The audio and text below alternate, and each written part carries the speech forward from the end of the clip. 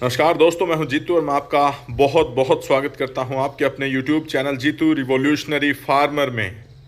तो आधुनिक मानव कहीं ना कहीं आज अंधाधुंध जो पैसे के पीछे भाग रहा है, लेकिन उससे भी पर एक जीवन है। तो किस तरह की हमारी जीवन शैली होनी चाहिए, हमारे जीवन जीने का जो एक उद्देश्य है, सही उद्देश्य है, उसको जानने सीखने के लिए एक बार फिर लंबा सफ़र तय करके आए हैं श्रद्धेय श्री स्वामी जी करमवीर जी के पास। और ये यहाँ पर देख सकते हैं सुबह सुबह योग और व्यायाम जो ये करते हैं। और इसी आश्रम के, इन्हीं के इस आश्रम से सटा हुआ ये जो इनका जो गौशाला है, जो जहाँ पर भारतीय मूल की जो पवित्र गोधन हैं, जिनका महत्व ये समाज को समझाने का जो प्रयास कर रहे हैं, गौ रक्षा अभियान, उसमें देख सकते हैं सिर्फ़ और सिर्फ भारतीय मूल की जो शुद्ध नस्लें हैं वो यहाँ पर हमें दिखाई दे रही हैं। इसमें हरियाणा नस्ल भी है, गिर भी हैं, राठी भी हैं और अन्य कई नस्लें भी हैं यहाँ पर, जिनके पंचगव्यों से अनेकों लाइलाज जो बीमारियाँ आज जो हमारे समाज में पैर पसार रही हैं, उनका उपचार स्वामी करमवीर जी यहाँ पर करते हैं। तो प्रतिदिन की जो इनकी दिनचर्या है कि सुबह नित्यक्रम करने के बाद व्यायाम योगा इनका पूरा होने के बाद तकरीबन 10-11 बजे से लेकर के और दोपहर तक ये रोगियों को प्राकृतिक जो चिकित्सा है, गो आधारित जो चिकित्सा है, उसके माध्यम से जो ठीक करते हैं, वो काफ़ी प्रशंसनीय कार्य। योग, आयुर्वेद एवं गो, देसी जो गाय हैं, उनमें इनकी एक महारत है। तो वो ज्ञान जन जन तक पहुंचाने के लिए जो एक बार फिर स्वामी करमवीर जी का ये जो आश्रम है, ये जो चिकित्सालय है, ये जो गौशाला है, इसमें देखने के लिए, सीखने के लिए एक बार फिर पहुंचे हैं। तो स्वामी करमवीर जी हैं और उनका आशीर्वाद लेने के लिए और गोधन की समाज में क्या कुछ उपयोगिता है, किस तरह से उनको पुनर्स्थापित करने का, गोधन का नस्लों का जो विकास है, उसके बारे में आज इनसे जानेंगे। तो स्वामी जी, आपका हार्दिक स्वागत है, हार्दिक अभिनंदन है। धन्यवाद जी। तो काफ़ी मात्रा में जो स्वदेशी मूल का गोधन है वो यहाँ पर देखने को मिला आपके इस आश्रम में। तो मैं आपसे जानना चाहूँगा कि किस तरह से इनकी जो आज हमारे समाज में घटती कद्र है, वो दोबारा से हमारे समाज में इनके प्रति जन जागरण एक बार हो। जी। अब देखिए, हमारे जो भारतीय नस्लें हैं जी, ये बहुत ही उत्तम है। दूध तो देते ही हैं, साथ साथ में जो मेरा आयुर्वेद से संबंध है, तो आयुर्वेदिक जो जड़ी बूटियां हैं या उससे जो औषधि बनाई जाती हैं, वो हम काफ़ी मात्रा में इसको यूज करते हैं। और जहाँ तक हम बच्चों के पोषण की बात है, मेमोरी को शार्प करता है, शरीर को एनर्जेटिक बनाता है। और ये हमारे जो फसलें हैं उसमें साथ साथ में जो ऑर्गेनिक पर काम करते हैं, इनका मूत्र, इनका गोबर, इनकी हर चीज़ उसमें उपयोगी है। तो मैं कहना चाहूँगा अपने सभी भाई और बहनों से कि हम अपने परिवार में गाय को पालें, और गाय देसी होनी चाहिए, भारतीय ब्रीड। हमारे देश की जो नस्लें हैं वो एक से एक उत्तम है। आप देख रहे हैं हमारे पास में गिर है और थार पारकर है, साहिवाल है, कई ब्रीड हमारे पास में है। लेकिन मैं समझता हूँ कि जो क्षेत्रीय गाय होती है वो ज़्यादा उपयोगी है, और उसी का दूध और मक्खन या मलाई या छाछ है उसका प्रयोग करना चाहिए। छाछ को हमारे आयुर्वेद में अमृत कहा। हम देख रहे हैं समाज के अंदर दही का ज़्यादा प्रचलन है, लेकिन आयुर्वेद दही को बहुत अच्छा नहीं मानता, वो छाछ को बहुत अच्छा मानता है। जिसमें से मक्खन निकाल लिया गया हो, जो छाछ बचती है, वो हमारे शरीर के लिए, हमारे डाइजेशन के लिए, हमारे पेट के लिए बहुत ही उत्तम मानी गई है। तो मैं चाहूँगा कि हमारे सभी देशवासी देसी गाय का दूध पिएं और छाछ पिएं। आयुर्वेद में एक श्लोक आता है, हमारे ऋषियों ने कहा है कि स्वस्थ व्यक्ति की परिभाषा क्या है, तो वो कहते हैं निशांते च पिबेत वारी, दिनांते च पिबेत दुग्धम, भोजनांते पिबेत तक्रम, वैद्यस्य किम प्रयोजनम। जब दिन का अंतिम भाग हो, रात्रि जारी, तो सुबह उठ करके पानी पीना चाहिए। दोपहर को भोजन के बाद में तक्र के बारे में कहा, छाछ, उसका सेवन करें। और रात्रि में सोने से पहले देसी गाय का दूध पिए। तो फिर कहते हैं कि वैद्य से किम प्रयोजन, वहाँ पर वैद्य की जरूरत नहीं है, हर आदमी हेल्दी और स्वस्थ होगा तो मैं चाहूँगा यदि स्वस्थ रहना चाहते हैं देशवासी तो आप देसी गाय का दूध पिएं और उसका छाछ का प्रयोग करें। तो काफ़ी अच्छी जानकारी स्वामी जी के माध्यम से यहाँ पर लोगों तक पहुँचती हुई। तो यहाँ पर जो काफ़ी भारतीय मूल की काफ़ी नस्लें हमें देखने को मिली, तो स्वामी जी मैं आपसे जानना चाहूँगा कौन कौन सी जो मूल नस्लें हैं वो आपके यहाँ पर आश्रम में हैं, और जो लाल रंग का, काली रंग का, सफ़ेद रंग का, ये जो रंग भेद माँ प्रकृति ने किया है, तो उसको आप किस दृष्टि से देखते हैं? आप देखिए, वैसे तो रंगों का अपना एक अलग महत्व है। हम रंग की दृष्टि से कपड़े भी पहनते हैं तो उसका प्रभाव भी पड़ता है, लेकिन साथ में जैसे हमारी गायों के 2-3 कलर हैं, सफ़ेद है, काला है, एक बार और लेके चले, लाल होता है। लेके चलें। हाँ। एक आदि जो सफ़ेद रंग की भी यहाँ पर है, तो इस शेड के अंदर का जो गो प्रबंधन है वो यहाँ पर दिखाते हुए, तो शुद्ध हरियाणा नस्ल की ये गो है। सफ़ेद रंग की गाय है, तो इसका जो दूध होता है वैसे तो गाय के दूध को अमृत का है, लेकिन जब हम रोग की दृष्टि से इसका प्रयोग करते हैं जी, तो इसका जो दूध होता है वो तो वात प्रकोपक होता है, वात को बढ़ाता है जी। और जो हमारी लाल रंग की गाय हैं वो पित्त को बढ़ाते हैं, लेकिन हार्ट के लिए बहुत अच्छी होती हैं। और जो हमारी दूसरी नस्लें हैं जैसे काली है, काली गाय को त्रिदोष नाशक कहा उसके दूध को जी, वो तीनों दोषों को सम करती है। अगर कोई मेडिसिन हम जब आयुर्वेद में देखते हैं तो ऐसी बहुत कम मेडिसिन है जो त्रिदोष नाशक होती है, लेकिन उसमें हमारी काली गाय का दूध भी त्रिदोष नाशक है। तो हम अगर दूध पीना चाहें रोग की दृष्टि से तो हम इन गायों का दूध पिएं, और ये बहुत ही एक अमूल्य पशु है। हमारे शास्त्रों में कहा कि गावो विश्वस्य मात्रा है, गाय विश्व की माता है। माता इसलिए नहीं कहा कि दूध देती है, दूध देने वाले तो बकरी भी देती है, ऊँटनी भी दूध देती है, भैंस भी देती है, लेकिन ये माता जैसा प्यार हमें देती है और इसका दूध हमारे लिए उपयोगी है।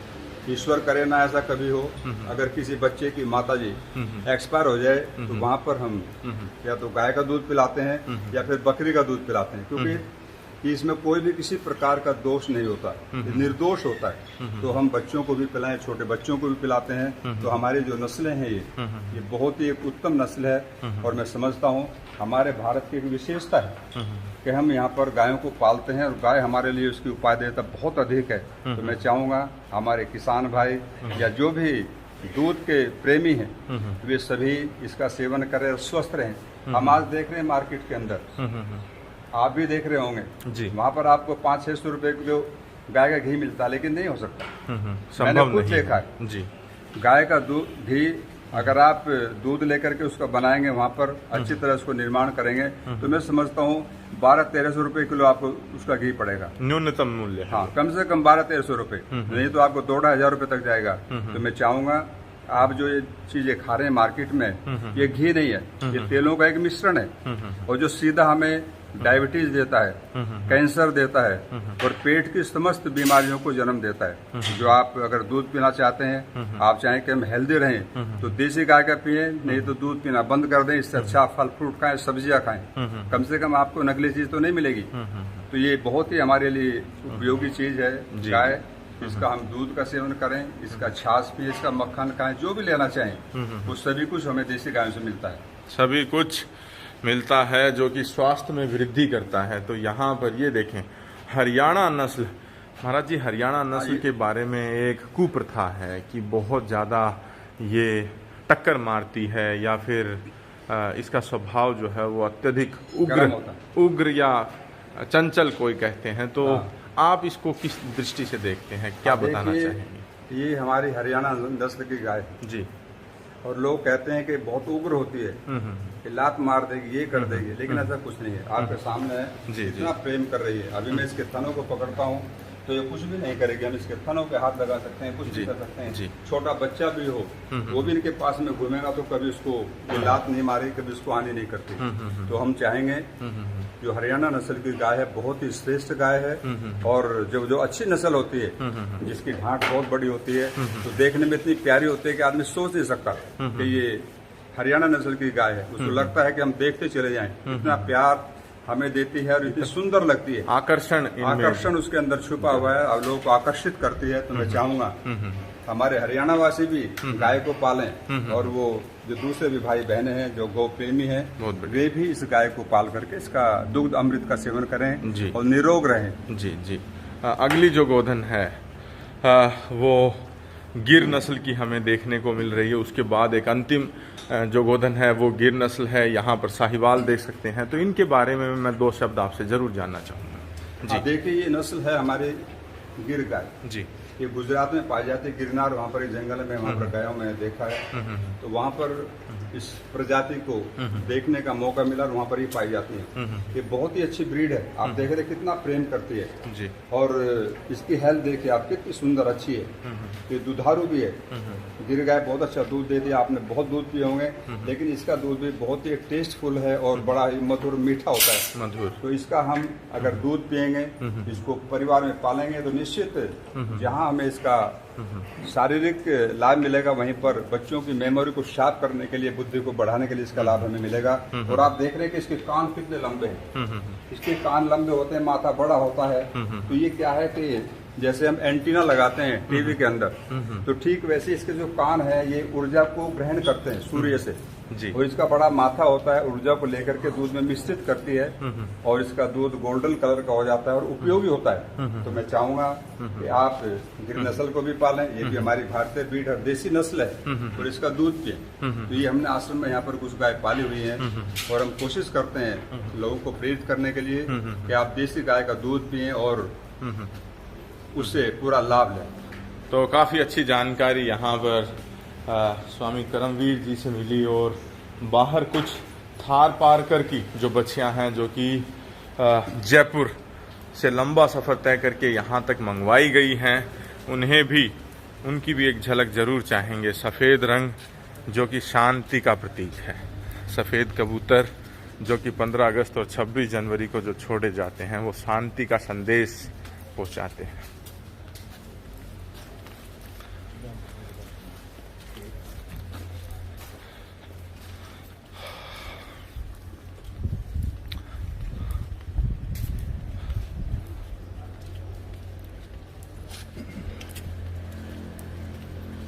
जी, ये देखें जी। हाँ देखिए, ये थार पारकर नस्ल है जो राजस्थान में पाई जाती है और इसका ज्यादातर भाग जो पाकिस्तान में चला गया। वहाँ की गायें बड़ी फेमस हैं। वहाँ के सांड आपने कभी देखे होंगे तो बहुत ही मस्त सांड होते हैं, गाय होती हैं। लेकिन फिर भी कुछ हमारे देश में भी बची हैं राजस्थान के अंदर। तो ये थार पारकर नस्ल है, सफेद होती हैं और बहुत ही मधुर और इनका सब कुछ बहुत मीठा दूध होता है और ये बड़ी उपयोगी है। देखिए इनके कान कितने अच्छी तरह से, कितने बड़े कान हैं, कितने शरीफ हैं। ये कहीं भी कभी टक्कर नहीं मारती, लात नहीं मारती। तो हम इनको भी सोच रहे हैं कि इनका भी संवर्धन किया जाए ताकि क्षेत्र में इनको फैला जाए। क्योंकि आज हम देख रहे हैं पूरे देश के अंदर लगभग गाय लुप्त हो गई है। कुछ ही ऐसे लोग हैं जो गाय पर काम कर रहे हैं। तो हमने सोचा कि इन सभी नस्लों को रखने के बाद ताकि लोगों को इनको देखने का मौका मिले, लोग देखें और देख करके फिर इन तरफ प्रेरित हों और इनको पालना शुरू करें। तो इससे इन सभी भावनाओं के साथ हमने इन सब गायों को यहाँ पर रखा है और हम कोशिश करते हैं जो भी लोग आश्रम में आए उनको प्रेरणा देते हैं कि आप देसी गाय पालो और बच्चों की मेमोरी को भी शार्प करेगी, शरीर को भी स्वस्थ सुडौल बनाएगी और हेल्दी ब्रीड है। तो ये बहुत ही प्यारी नस्लें हैं और बड़ा प्रेम करते हैं मनुष्य से। तो मैं चाहूंगा हमारे कुछ और भाई बहने इन थार पारकर नस्लों को भी पालें जिससे हमारा गोधन बचे। आज सबसे बड़ी समस्या ये है कि हम गाय को कैसे बचाएं। जी, गाय को बचाने के लिए प्रयास जारी है और ये ताकि लोग इनको देखें और देख करके उनके मन में आए कि मुझे भी देसी गाय पालनी चाहिए। और ये निश्चित है जो भी इन गायों को देखेगा उसके मन में एक बार तो भाव जरूर जगेगा कि भाई मुझको भी पालनी चाहिए। बहुत ही प्यारी ब्रीड है और इसका सब कुछ हमें मिलता है। तो ये हमारे लिए बहुत ही गौरव की बात है कि हम गाय को पालें और जो जिस क्षेत्र में रहता है जहाँ भी है वो उसी क्षेत्र की गाय को पाल करके और उसको पोषित करे और उससे जहाँ लाभ ले उसका दूसरों के लिए उसका प्रचार और प्रसार भी करें ताकि सबको इसका लाभ मिल सके। तो ये जो बिंदु है इन्होंने बार बार इस वीडियो के माध्यम से बताया है कि क्षेत्रीय नस्लों को उस क्षेत्र में ही अगर विकसित किया जाए तो सर्वाधिक लाभ उस नस्ल को होता है। तो जो राजस्थान में जो मूल थारपारकर का क्षेत्र है, बाड़मेर, बीकानेर, जैसलमेर, जोधपुर, वहाँ पर इस नस्ल को प्रकृति पर्यावरण ने प्राकृतिक तौर पर जो पैदा किया है, तो वहाँ पर अगर इसका विकास का कार्य किया जाए तो अति उसमें लाभ देखने को मिलेंगे। और यहाँ पर एक चीज़ और मैं बताना चाहूँगा कि जो भी अपने रोगों से, जटिल रोगों से इलाज करवाने के लिए आते हैं, वो उस गेट से प्रवेश करते हैं और फिर ऊपर जब जाते हैं तो एक बार वो गायों के सानिध्य में आकर के अपने आप को लाभान्वित करते हैं, इनके ऊपर हाथ फिराएंगे, इनको जानने पहचानने का प्रयास करते हैं। तो यहाँ पर ये देखें तकरीबन 4-5 नस्लें हैं, साहिवाल, गिर, थारपारकर, हरियाणा और गिर की ही एक और जो अजमेर और किशनगढ़ के आसपास जो पाई जाती है, रेंडी उसे कहा जाता है, तो वो नस्ल भी यहाँ पर अच्छी खासी देखने को मिली। महाराज जी, स्वामी जी, मैं लास्ट अंतिम जो प्रश्न आपसे पूछना चाहूँगा कि पिछले 2 दशकों में भारी जो दूध की एक डिमांड पूरे देश में बनी, तो उसकी वजह से एचएफ और जर्सी गायों को, विदेशी विलायती नस्लों को यहाँ पर बहुतायत में लाया गया और डॉक्टर्स को भी एक टारगेट दिए गए कि इनके जो सीमन हैं वो अपनी देसी गायों में रखें और ज़्यादा से ज़्यादा हमें दूध उत्पादन की दृष्टि से। लेकिन अब दोबारा हमारा समाज हमारी मूल नस्लों के ऊपर लौट रहा है, क्या ये सुखद है? हाँ, देखिए, बहुत ही सुखद है, क्योंकि hमारी जो नस्लें थी लगभग समाप्त की ओर जा रही थी और एचएफ ने आकर के पूरे देश को कवर कर लिया था। सब लोग दूध के लिए भाग रहे थे। डॉक्टरों को भी एक हिदायत थी कि आप जहाँ भी गाय को क्रॉस करें वहाँ पर एचएफ का सीमेंट डालें। लेकिन कुछ सरकार का प्रभाव है और कुछ रोगों का प्रभाव। अभी जो कोरोना नाम की बीमारी आई, उसमें लोगों ने देसी गाय का दूध पिया, उसके मूत्र का भी सेवन किया, तो ऐसे उन भाई बहनों को विशेष लाभ हुआ। तो लोगों के दिमाग में आया कि भाई हमारी जो नस्लें थी, हमें पुनः उनकी ओर लौटना पड़ेगा। और आज एक पूरा क्रेज है देश के अंदर। तो मेरे पास में डेली काफी लोग आते हैं जी, हमको गिर नस्ली गाय कहाँ से मिलेगी, थारपारकर कहाँ से मिलेगी। लेकिन ऐसे बहुत कम पॉइंट है जहाँ से हम इन गायों को ले सकते हैं। तो आज देसी नस्ल की जो डिमांड है बहुत ज्यादा बढ़ी है और मैं चाहूंगा कि हमारे देशवासी अपनी भारतीय नस्लों को पालने के लिए अग्रसर हों, इनको ज्यादा से ज्यादा पालें ताकि हमारी जो ब्रीड बचे और हमें आरोग्य मिले। देखिए, सबसे बड़ी बात आरोग्य की है। आरोग्य इन्हीं से मिल सकता है। एक व्यक्ति आज से 6 साल पहले मुझे मिला और उसके बाद फिर मुझे मिला, बोले जी आपने मेरा जीवन बचा दिया। मैंने क्यों?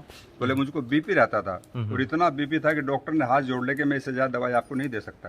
तो मैंने कहा, फिर मैंने क्या कहा, बोले आपने कहा कि देसी गाय पालो और उसका दूध भी पीना, लेकिन दूध अगर नहीं देती तो भी कोई बात नहीं, उसके ऊपर हाथ घुमाना। तो बोले मैंने 15-15 मिनट सुबह शाम उसके ऊपर हाथ घुमाया तो बोला मेरा बीपी चला गया। आज मैं बिना बीपी के स्वच्छ और स्वस्थ जीवन व्यतीत करता हूँ। तो भाई ये गाय तो उपयोगी है, इस पर तो आप हाथ घुमाएंगे तो भी लाभ मिलेगा, दूध पियेंगे तो उससे तो मिलेगा। छाछ भी आपको अच्छी उपयोगी है। और इनके पास में रहने से अभी मुझे एक सूचना मिली कि ग्रेटर नोएडा के अंदर एक व्यक्ति है, उसने कुछ गाय पाली हुई है गिर, तो उसमें वो बैठने की व्यवस्था करता है और उनको एक गिलास छाछ पिलाता है। तो 500 रुपए लेता है 2 घंटे के। 2 घंटे वहाँ पर आके बैठो आप और छाछ पियो और 500 रुपए पे करो, गायों के साथ समय बिताओ। ठीक है, तो उससे जो उनका श्वास पर श्वास हमको मिलता है, वहाँ जो गोबर पड़ा है, वहाँ जो मूत्र रहता है, उसकी जो सुगंध हमको मिलती है, तो हमारे श्वसन क्रिया को हेल्दी बनाती है, हमें आरोग्य देती है। तो टीबी जैसा खतरनाक बीमारियां उसमें नहीं हो। तो मैं कहना चाहूंगा कि कोरोना जैसी भयानक बीमारी को भी दूर करने में सहायक है गोमूत्र, गोदूध और इनके पास में रहना। तो इनके पास में रहने से मात्र से ही हमें आरोग्य मिलता है। तो इससे बड़ी खुशी की बात क्या हो सकती है? आप दवाई खाएंगे, पैसे डालेंगे, उसके पास में जाएंगे, समय लगाएंगे, लेकिन इनके बीच में बैठने मात्र से, हाथ घुमाने मात्र से आपको हेल्दी आप बनेंगे, आपको सुस्वास्थ्य मिलेगा। तो मैं कहता हूँ ये गाय इसलिए कहा कि गाँव विश्व से मात्रा, ये गाय विश्व की माता जैसा प्यार देती है। आपने देखा होगा कभी, मैंने तो कई बार देखा जी, अगर गाय रास्ते में जा रही है और कोई बच्चा बैठा है तो उसके साइड से बच के निकल जाएगी। अगर भैंस को जाना पड़ जाए वहां से तो उसको रोनती हुई चली जाती है। तो इतनी सेंसिटिव और बुद्धिमान ये गाय है हमारी भारतीय। तो मैं चाहूंगा कि हम विदेशी गाय की अपेक्षा अपनी भारतीय नस्ल को पालें और इससे जो लाभ हमें मिलता है उस लाभ को लेकर के हम आरोग्य प्राप्त करें। तो गीता में भी लिखा गया है, गावो ममाग्रतो मित्यम गावो पृष्ठदेव चह गोवश्च सर्व घटरेशु गावो मध्य वसम यहम। श्री कृष्ण जी ने कहा था कि मेरे आगे गाय हो, मेरे पीछे गाय हो, मैं गायों में हूँ और गाय मुझ में हो। तो ये जो संदेश स्वामी जी के माध्यम से जन जन तक पहुंचाने का एक छोटा सा प्रयास है। अंतिम सवाल स्वामी जी, क्योंकि लंबा समय तय करके और आपसे कुछ दिली सवाल पूछना चाहते हैं। गाय को गोचर के साथ अगर जोड़ करके देखा जाए, या फिर कहें कि एक गाय जो खड़ी रहती है अपने खूंटे पर या अपने आंगन में, दूसरी एक गाय है जो कि स्वतंत्र चरती है, अपनी इच्छा अनुसार घास, जाड़ा, बेल, बूटी, वनस्पति और चर कर के आती है, फिर शाम को जो दूध देती हो, उनमें कोई फर्क हमें देखने को मिलता है या स्वास्थ्य की दृष्टि से कौन सी ज़्यादा उपयोगी? अब देखिए, आज दो चीजें हैं। एक तो गाय स्वतंत्र रूप से चर के आती है, उसे क्या खाना है क्या नहीं खाना है वो अपनी इच्छा से चर के आती है, एक तो वो हो गया। एक दूसरी गाय को हम खूंटे पे बांध कर रखते हैं रस्सी से, और हम जो खिलाना चाहते हैं उसको वो खाना पड़ेगा। वो न चाहते हुए भी उसी को खाती है, जबकि उसको खाने की इच्छा नहीं है। तो जो चरने वाले पशु हैं उसका दूध, उसकी हर चीज उत्तम है। जो कोई चल के आती है, दूसरी उसकी एक्सरसाइज होती है और वो खुश रहती है। देखिए, कोई भी पशु जब खुश रहेगा तो उसके मस्तिष्क में एक प्रसन्नता का भाव होगा जी, और जब दूध देगी वो तो प्रसन्नता के साथ देगी, तो वहाँ भी उसका जो भाव बनेगा, वो जो उसका इफेक्ट है, जो प्रभाव पड़ेगा पीने वाले के ऊपर दूध का, मैं समझता हूँ वो खूंटे पे बंधने वाले से कहीं ज्यादा अधिक होगा। तो इसलिए जो चरने वाली गाय है वो बहुत जरूरी है, और जो हम बांध कर रखते हैं, ठीक है, वो मजबूरी है, क्या करें जी। नहीं है, आज गोचर खत्म हो रही है, आज आबादी इतनी ज्यादा हो गई, वो कर दिया गया, उस गवर्नमेंट ने वहाँ पर उसको प्लांटेशन कर दिया, वहाँ जाने नहीं देते उसको। दूसरी बात ये है कि गाय का जो हम साथ में दाना खिलाते हैं इसको, चना है, गेहूं है, बाजरा, जो भी कुछ A to Z है, वो इसका भोजन नहीं है। क्योंकि हर व्यक्ति जानता है, आपने देखा होगा, मैंने कई बार प्रयोग करके देखा, हम जो इसको दाना खिलाते हैं, तो दाना खा लेती है और फिर चारा खाने के बाद में ये उसको डाइजेस्ट करती, चबाती है दोबारा से। अगर उसके अंदर दाने की मात्रा अधिक है तो वो वापस नहीं आएगा, आएगा तो बहुत कम मात्रा में आएगा। पशु बीमार क्यों होता है? पशु को बीमार होने में ये एक सबसे बड़ा कारण है कि हम उसको नेचुरल चीजें न दे करके आर्टिफिशियल चीजें खिला रहे हैं उसको दाना खिला रहे हैं, कई प्रकार के उसको हम ऐसे फीड देते हैं जो उसके लिए उपयोगी नहीं है, लेकिन हम दे रहे हैं उसको। तो इसलिए पशु का पेट फूलना, उसका बीमार हो जाना, उसको बंद लग जाना, ये दाना उसमें एक कारण है।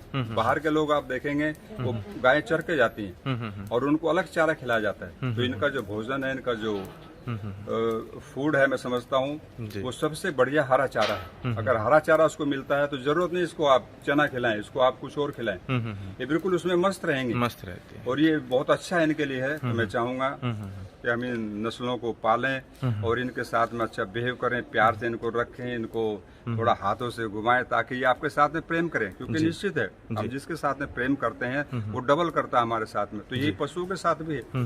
मैं जब सुबह इनके ऊपर फुरारा करता हूँ तो ये लड़ती हैं आपस में, मेरे पास दौड़ के आने को तैयार होती हैं कि पहले मुझे कीजिए, पहले मुझे कीजिए। क्यों? एक प्रेम की भावना हम देते हैं तो ये भी हमें लौटाती है उसको प्रेम के साथ में।